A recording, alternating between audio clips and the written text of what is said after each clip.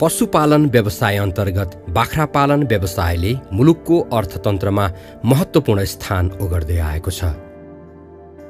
थोरै लगानीमा छिटो प्रतिफल दिने तथा हिमाल, पहाड र तराईको जुनसुकै भूगोलमा पनि भूगोल अनुसार फरक फरक जातका बाख्राहरू सजिलै पाल्न सकिने भएकाले नेपालमा परापूर्वकालदेखि नै बाख्रा पालन गरिँदै आएको छ।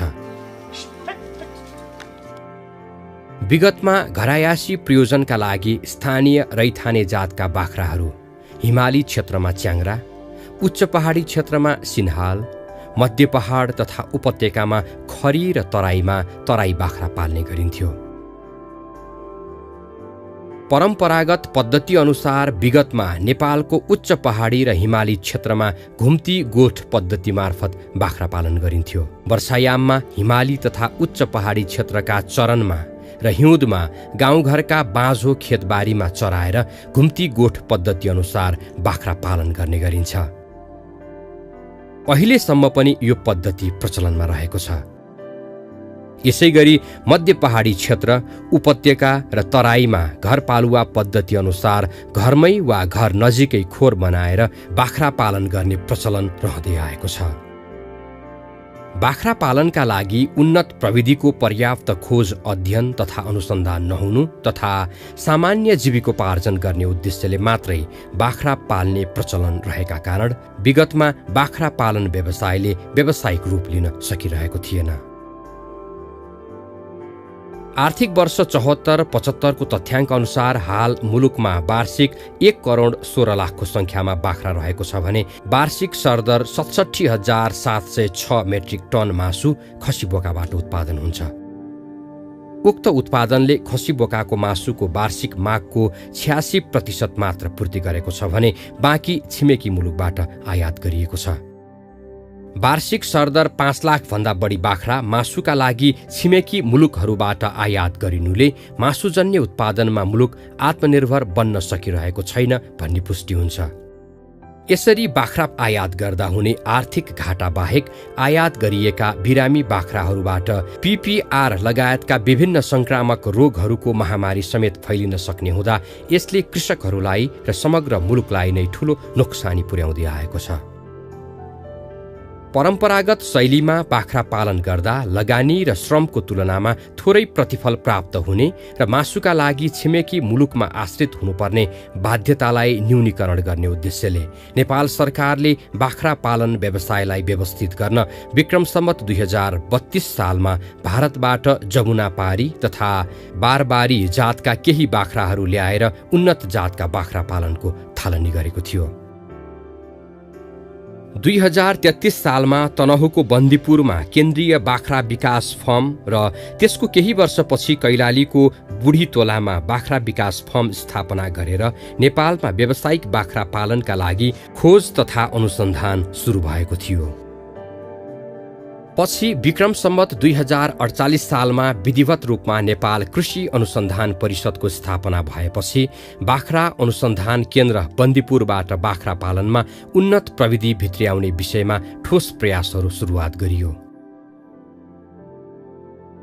यो केन्द्रले बाख्रा पालन व्यवसायमा अनुसन्धान गरी स्थानीय जातमा खरी र सिन्हाल तथा उन्नत जातहरूमा जमुनापारी र बोर तथा यिनका वर्णशंकर जातहरू समेत कृषकलाई सिफारिस गरेको छ।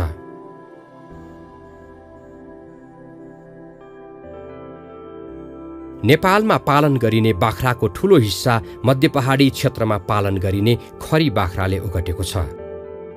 यो जातको बाख्रा नेपाली गाउँघरमा अति नै लोकप्रिय बाख्रा हो। यस बाख्रालाई दिनमा चराउने र रातमा खोरमा थुनेर पालिन्छ। यो बाख्राको रंगहरू रातो, सेतो, खैरो, काली, सिंगारी, ध्यासे, मुडुलो खालको हुन्छ। पाठापाठीको जन्मतौल सरदर 1.5 केजीको हुन्छ। करिब 57% यो बाख्राले जुम्लाहा पाठापाठी पाउँछन्। यो जातको बाख्रालाई राम्रोसँग व्यवस्थापनमा पालिएमा 2 वर्षमा 3 पटक ब्याउन सक्ने र ब्याएका पाठापाठीहरू 90% हुर्काउन सक्ने कुरा अनुसन्धानबाट देखिएको छ। स्थानीय जातको बाख्रा 1 वर्षमा सरदर 25 देखि 30 किलोसम्मको हुन्छ। खरी बाख्राको शारीरिक वृद्धि दर प्रतिदिन 60 देखि 80 ग्राम रहेको पाइएको छ। पूर्वी अफ्रिकाको बेरबोरा भन्ने ठाउँमा यो बाख्राको उत्पत्ति भएको हो। यो बाख्रा तराईदेखि मध्य पहाडी क्षेत्रमा सफलतापूर्वक पाल्न सकिने जात हो। यो जातको बाख्रा चरनभन्दा बाँधेर पाल्ने व्यवस्थापनमा रुचाउने जात हो। तराई र अन्य पहाडमा पाइने प्राय जुनसुकै प्रकारको घाँसमा यो बाख्रा हुर्काउन सकिन्छ। सानो छोटो ठाडा कान र शरीर भएको यो बाख्रा मृग जस्तो देखिन्छ। यो बाख्राको खैरो रङ्गमा सेतो धब्बाहरू तथा सेतो रङ्गमा कालो धब्बाहरू टाटेपाटे खालको हुन्छ। वयस्क बाख्राको 27 देखि 35 केजी र बोकाको तौल 55 देखि 60 केजीसम्म हुन्छ। यो बाख्राले साधारणतया 2 वर्षमा 3 पटक ब्याउँछ। प्रत्येक बेतमा सरदर 1.8 वटा पाठापाठी हुर्काउन सक्छ। बाख्रा अनुसन्धान केन्द्रले 2500 मिटर भन्दा माथिको भौगोलिक क्षेत्रका लागि च्याङ्रा, 1500 देखि 2500 मिटरसम्मका लागि सिन्हाल, 300 देखि 1500 मिटरको उचाइका लागि स्थानीय रैथाने जातमा खरी तथा उन्नत जातमा जमुनापारी, बारबरी, बोर तथा तिनका वर्णशंकर जातहरू र तराईका लागि रैथाने जातमा तराई बाख्रा र उन्नत जातमा जमुनापारी, बारबरी, बोर तथा तिनका वर्णशंकर जातहरू सिफारिस गरिएको छ। बाख्रा पालन व्यवसायलाई समुचित सुधार गरी कृषकलाई आयमूलक व्यावसायिक बाख्रा पालनतर्फ केन्द्रित गर्न, पाठापाठीको मृत्युदरमा कमी तथा शारीरिक वृद्धिमा सुधार ल्याई बाख्रा पालन व्यवसायलाई नाफामूलक बनाउन बाख्रा अनुसन्धान केन्द्र बन्दीपुरले विभिन्न प्रयासहरू गरिरहेको छ। स्थानीय हावापानी र भूगोल सुहाउँदो उन्नत जातका बाख्राको अनुसन्धान गर्ने क्रममा बाख्रा अनुसन्धान केन्द्र बन्दीपुरले विक्रम सम्वत 2071 सालदेखि मासुका लागि अस्ट्रेलियाबाट आयात गरिएका बोर र अमेरिकाबाट दूधका लागि सानन जातका बाख्राहरू आयात गरी बाख्रामा अनुसन्धान तथा नस्ल सुधारको काम सुरु गरियो। स्थानीय जातको तुलनामा छोटो अवधिमा धेरै उत्पादन लिन सकिने भएकाले बोर जातको सफल अनुसन्धान व्यावसायिक बाख्रा पालनको क्षेत्रमा कोसेढुङ्गा साबित भएको छ। यस केन्द्रले बोर जातका शुद्ध पाठालाई स्थानीय जातका खरी बाख्रासँग क्रस ब्रिडिङ गराएर 50%, 75%, 87.5 र 93.75% सम्मका तथा अस्ट्रेलियाबाटै आयात गरिएका शुद्ध नस्लका माउ र बोका बीच प्रजनन गराएर शुद्ध पाठापाठीको उत्पादन गरी अध्ययन अनुसन्धान तथा वितरण गरिरहेको छ। यसरी प्रजनन गराउँदा बोका तथा माउ बीच हाड नाता नपर्ने गरी प्रजनन गराउनुपर्छ, जसले गर्दा गुणस्तरीय पाठापाठी उत्पादन गर्न सकिन्छ। यसरी क्रस ब्रिडिङ गराएर जन्मिएका पाठापाठीमा माउबाट स्थानीय हावापानी र रोगसँग लड्ने गुण प्राप्त हुने र बोकाबाट उन्नत नस्लको गुण प्राप्त हुने भएकाले बाख्रा पालन व्यवसायमा उल्लेख्य सुधार हुने अनुसन्धानमा संलग्न वैज्ञानिकहरूको निष्कर्ष रहेको छ। बाख्रा अनुसन्धान कार्यका लागि तनहुँ, गोरखा, स्याङ्जा र नवलपरासीमा 5 वटा बाह्य अनुसन्धान स्थल तथा स्रोत केन्द्रहरू स्थापना गरेर अध्ययन, अनुसन्धान, नस्ल सुधार तथा पाठापाठी उत्पादन र बिक्री वितरण कार्य भइरहेको छ। पहिले त उसको उत्पादन ग्रोथ वेट नै बढी छ। जब बच्चा राम्रो हुन्छ उसको बढ्ने क्षमता राम्रो हुन्छ है। हामीले बच्चै सानो छ भने उसको ग्रोथ रेट बढ्ने रेट चाहिँ कम हुन्छ। हामीले अब भोलि ब्रिडको लागि हामी बेचिरहेका छौँ, अहिले 2-4 पैसा थोरै महँगो छ भने अब मासुकै लागि बेच्दाखेरि पनि हाम्रो बारबारी जमुनापारीको तुलनामा मासु उत्पादन गर्दाखेरि पनि यसको त भविष्य भनेको त मासु हो है। सधैँ बिउको लागि जाँदैन, मासुको लागि पनि यसको धन्दै आदि जस्तोको फरक देखियो। चिसो सहन सक्ने क्षमता कम भएका कारण बोर बाख्रा समुद्री सतहदेखि 1500 मिटर उचाइसम्म अर्थात् तराई, मध्य पहाड र उपत्यका क्षेत्रमा राम्ररी फस्टाउने अनुसन्धानले देखाएको छ। 1500 मिटर भन्दा उच्च भूभागमा भने स्थानीय जातका बाख्रा पाल्नु उपयुक्त हुन्छ। स्थानीय रैथाने जातका बाख्राको तुलनामा बोर जातको शारीरिक वृद्धि 2 गुणा बढी देखिएको छ। स्थानीय जातको बाख्रा 1 वर्षमा सरदर 25 देखि 30 किलोसम्मको हुन्छ, जबकि सोही अवधिमा बोयर 50 देखि 60 किलोसम्मको हुन्छ। स्थानीय जातको वयस्क बाख्राको तौल सरदर 35 देखि 40 किलोसम्म हुन्छ भने वयस्क बोरको सरदर तौल 110 देखि 135 किलोसम्मको हुन्छ। 50% शुद्ध नस्लको अनुसन्धान अनुसार पाठापाठीको जन्मिदाको औसत तौल 2.68 केजी, दुध छुटाउने उमेर अर्थात् 4 महिनामा 15.66 केजी, 8 महिनामा 27.40 केजी र 12 महिनामा 40.59 केजी पाइएको छ। बोयर जातको बोका र स्थानीय खरी जातको बाख्रासँग क्रस गराएर 50% का क्रसेसहरू निकालेका छौँ। त्यसै गरी 50% का क्रसेसहरू निक्लेको पाठीहरूलाई पुनः हामीले ब्याक क्रसिङ गराएर प्योर बोयर बोकासँग चाहिँ हामीले क्रसिङ गराएर 75% का पाठाहरू उत्पादन गरेर किसान समक्ष पुर्याएका छौँ।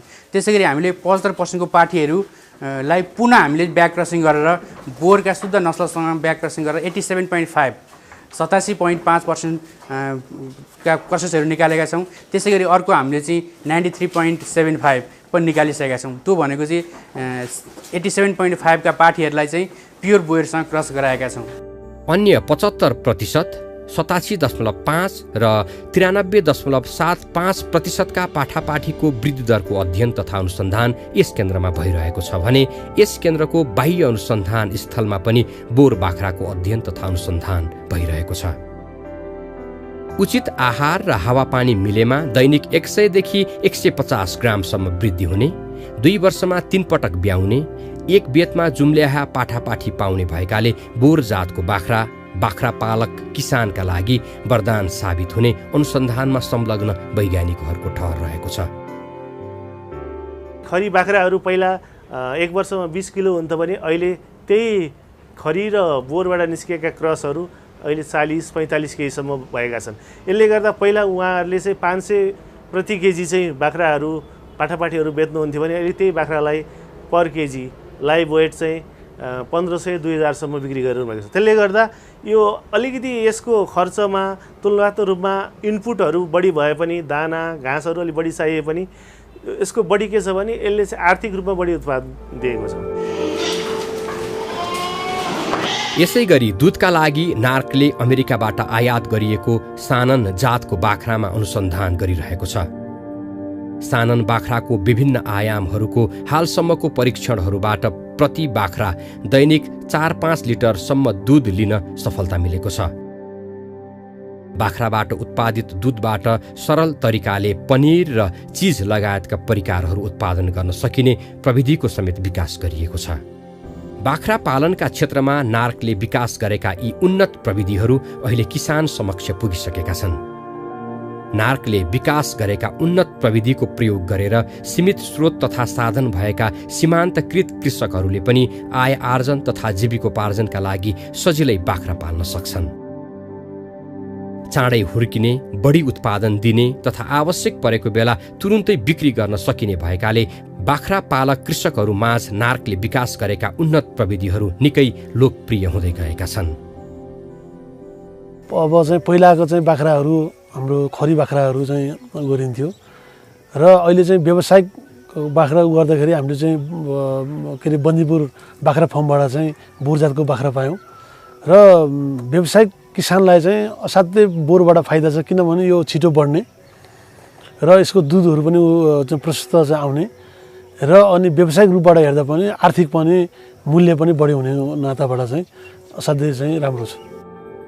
बाख्रा अनुसन्धान कार्यका लागि धेरै सीमाहरू छन्, तर यति हुँदाहुँदै पनि अनुसन्धान कार्यक्रमले बाख्रा पालन गर्ने उपयुक्त तरिका, दाना, खोरगोठ तथा स्वास्थ्य व्यवस्थापन लगायतका विषयमा उन्नत प्रविधिको विकास गरेर किसान समक्ष सिफारिस गर्दै आएको छ। बाख्रालाई घाँसपातका साथसाथै सन्तुलित दाना मिलाएर खुवाउनुपर्छ। बाख्राका लागि अरू उग्र्याउने पशुको तुलनामा बढी रेसादार डाले घाँस खुवाउनु उपयुक्त हुन्छ। सामान्यतया बाख्रालाई रेसादार घाँसहरू जस्तै बडहर, टाँकी, कुटमिरो, निमारो, खनायो, गिदरी, काब्रो, चुलेत्रो, दबदबे, खस्रु, बाँझ 5 पाते, बैस जस्ता बढी रेसा भएका डाले घाँस खुवाउनु उपयुक्त हुन्छ। मौसम अनुसारको विभिन्न हरियो घाँसका साथै बाख्रालाई सन्तुलित दाना समेत खुवाउनुपर्छ। मकैको पिठो 40%, धानको ढुटो 20%, दालको चोकर 10%, गहुँ वा जौको चोकर 20%, पिना 9% र नुन 1% मिलाएर गाउँघरमै समेत दाना निर्माण गर्न सकिन्छ। यस्तो दाना वयस्क बाख्रालाई दैनिक 5 मुठी र पाठापाठीलाई 2 देखि 3 मुठीसम्म मिलाएर खुवाउनुपर्छ। यस्तै एउटा वयस्क बाख्राका लागि दैनिक 2 देखि 4 लिटर स्वच्छ पानी खुवाउनुपर्छ। बाख्रालाई घाँस र दाना खुवाउन तथा क्षति नियन्त्रणका लागि chain barrel feeder, rectangular feeder, झुन्ड्याएर घाँस खुवाउने तरिका तथा हेक्जागोनल फिडर जस्ता सुधारिएका टाट्नुको प्रयोग गरी घाँस खुवाउनुपर्छ। वयस्क बाख्रालाई दैनिक औसत 3.5 किलोसम्म आहाराको आवश्यक पर्दछ। तर दूधको लागि पालिएको बाख्रालाई दैनिक 4 किलोसम्म आहारा आवश्यक पर्दछ।